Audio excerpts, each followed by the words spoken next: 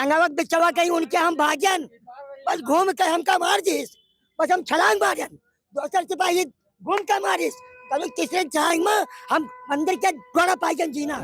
जेंट्सों के लिए कर रहे हैं, लेडीज के लिए कर रहे हैं, घर बनवा रहे हैं, रोड बनवा रहे हैं, मंदिर बनवा रहे हैं, रात बिरात पुलिस भी खड़ी रहती है। बात कर रहे हैं तो रोजगार ये बहुत ही मतलब गहरी समस्या है, यह बहुत गहरी समस्या है और इसका मूल जो ये समस्या बहुत बड़ी हो गई। नहीं कुछ नहीं, 80 की सीट भाजपा जीतेगी। इसमें जो राम का नहीं वो किसी काम का नहीं।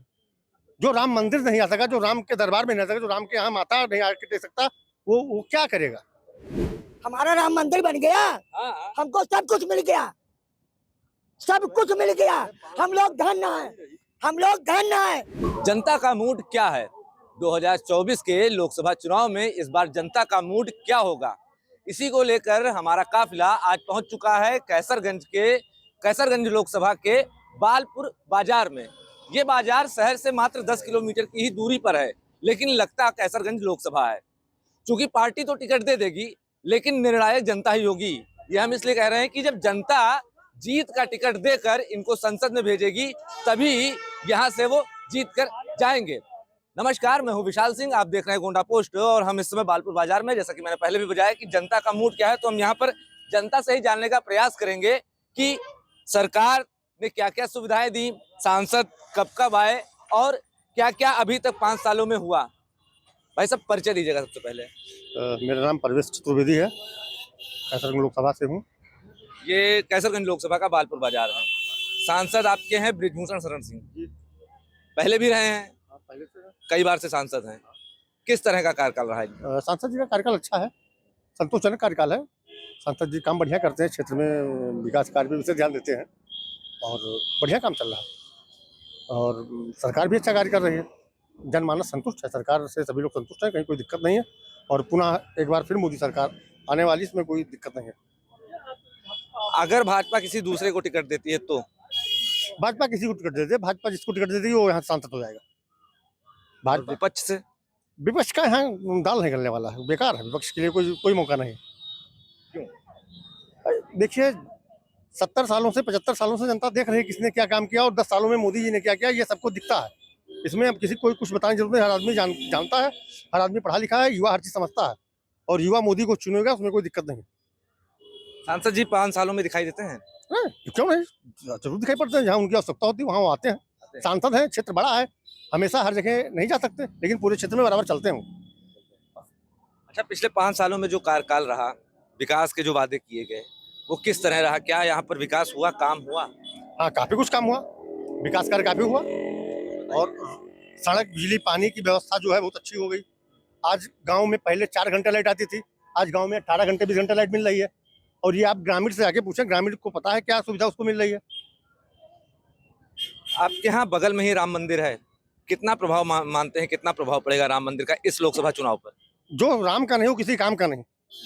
राम मंदिर तो सबके लिए, हमारे आराध्य है राम, और कोई दिक्कत नहीं। सब यूपी में 80 की 80 सीट भाजपा को जानी, उसमें कोई रोक नहीं सकता। अरे अखिलेश यादव भी नहीं छोड़ेंगे? नहीं, कुछ नहीं, किसी के लिए कुछ नहीं रखा है यहाँ। जो राम का नहीं वो किसी काम का नहीं। डिम्पल को तो बता दीजिए, डिम्पल तो बन जाएंगी। नहीं कुछ नहीं, 80 की सीट भाजपा जीतेगी। इसमें जो राम का नहीं वो किसी काम का नहीं। जो राम मंदिर नहीं आ सका, जो राम के दरबार में नहीं आ सका, जो राम के यहाँ माता नहीं आके दे सकता, वो क्या करेगा। तो क्या मानते हैं, राहुल गांधी फिर से वायनाड से लड़ेंगे? बिल्कुल, उनको जाना चाहिए। नहीं, यहाँ कोई उनके लिए अब कोई स्कोप है नहीं। सोनिया गांधी जी चली गई हैं और इनको भी जाना चाहिए। दादा, क्या लगता है आपको, किस तरह का चुनाव रहेगा 2024 में? आप लोग का मूड क्या है, क्या क्या मानते हैं, किस आधार पर वोट देंगे? तो जहाँ है वहीं रहेंगे। कहाँ है? वोट देते हैं, भाजपा को वोट देंगे। क्यों? क्योंकि हम लोग बहुत पक्कल पढ़लित है, पुराने आदमी। हमारे नेता ये हैं, बताएंगे, आइए भाई। पूछेंगे नेताजी से भी, आप बताएं।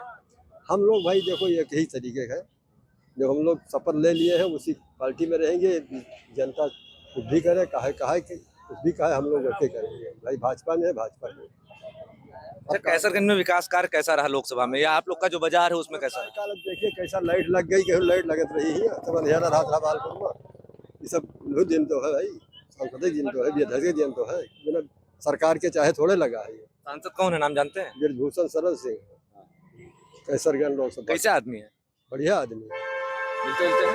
अरे मिले जब जरूरत लगी तो मिले, बताओ आपसे कल हो कि जब हमें जरूरत लगी हमारे पास अपना कार्य करता है कि दूर फोन करे तुरंत वो मिले ही, बात नहीं है कि हाँ जहाँ मिलेगा तो हाँ, वैसे बात नहीं कि न मिले। अभी है कि 5 लाख 6 लाख जनता है तो भैया कि एक आदमी से कहाँ तक मिल सकता भाई, है नहीं।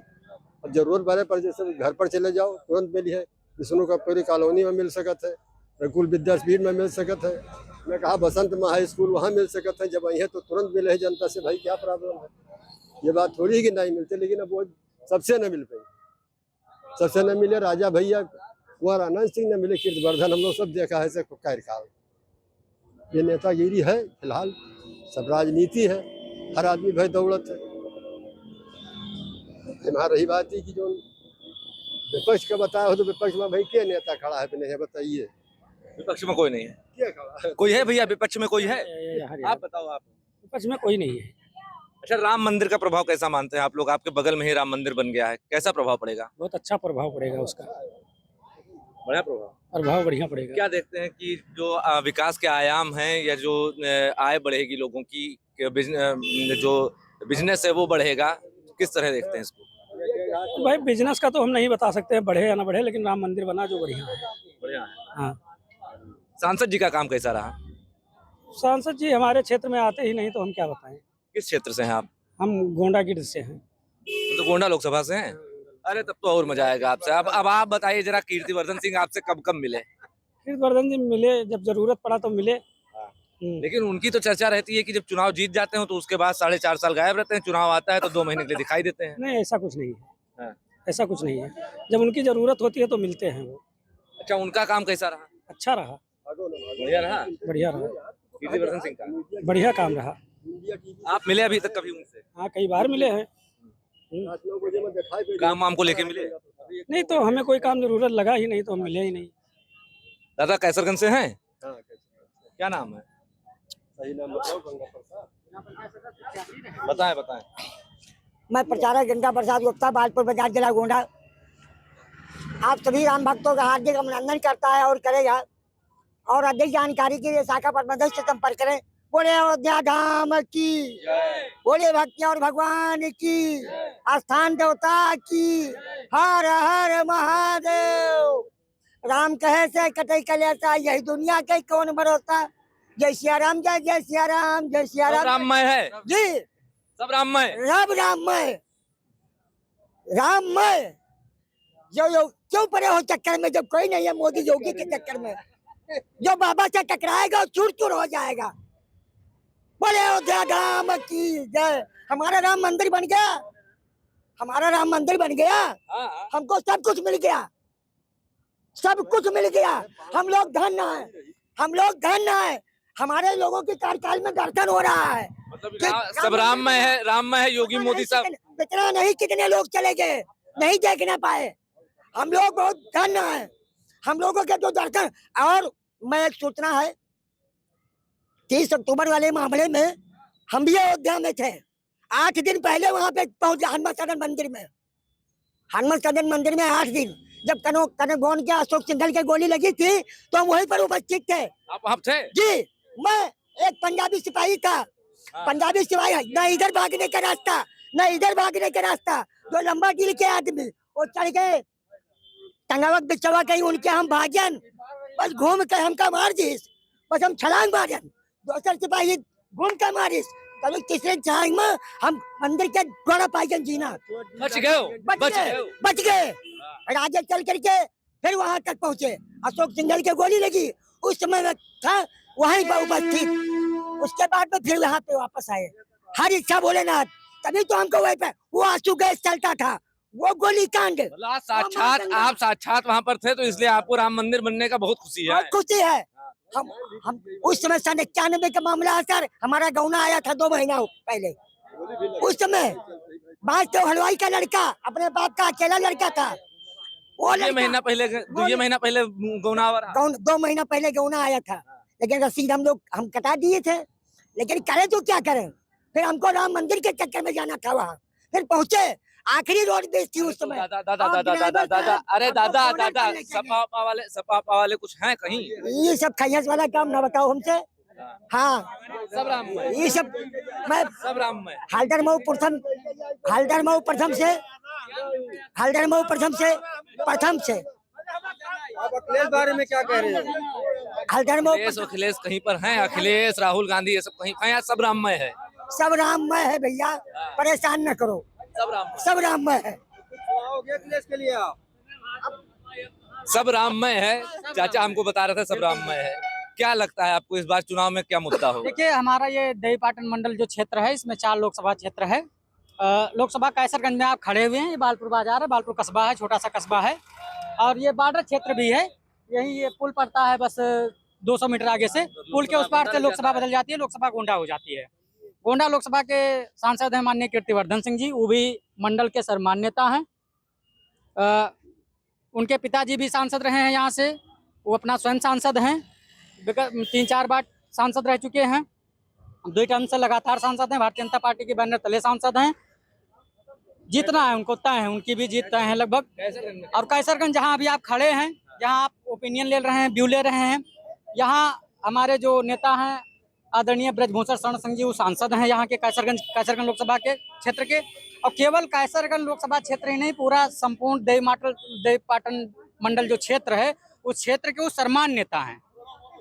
कीर्तिवर्धन सिंह जी की ही तरह वो भी सर्वमान्य नेता हैं। जिस तरह हमारे कीर्तिवर्धन सिंह जी गोंडा के सांसद हैं, वो भी कैसा काम रहा है सांसद ब्रजभूषण शरण सिंह का काम कैसा रहा? संतोषजनक कार्य रहा है। दोनों लोगों का कार्यकाल जो है संतोषजनक रहा है, कोई दिक्कत नहीं है, जनता को कोई दिक्कत नहीं, बिल्कुल ही दिक्कत नहीं है। दोनों लोग उपलब्ध रहते हैं जनता के लिए। एक चीज ये बताइएगा कि वोट आप ब्रजभूषण शरण सिंह को देंगे या जैसे कि होता है योगी मोदी?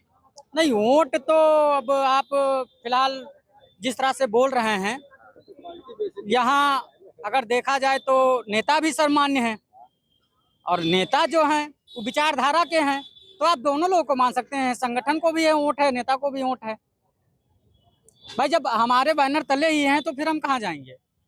हमको हमारा नेता मिला हुआ है, ठीक है। अगर कोई दूसरा प्रत्याशी आता है कैसरगंज लोकसभा क्षेत्र से, तो फिर संगठन के कार्यकर्ता हैं, संगठन को वोट करेंगे, योगी मोदी के नाम पर वोट करेंगे, योगी मोदी के नाम पर वोट करेंगे। लेकिन राम मंदिर का प्रभाव कितना पड़ेगा इस क्षेत्र में? राम मंदिर का प्रभाव तो 100% है, पूरे विश्व में है। जहाँ भी सनातन है, सनातन धर्म को मानने वाले लोग हैं, पूरे विश्व की बात मैं कर रहा हूँ।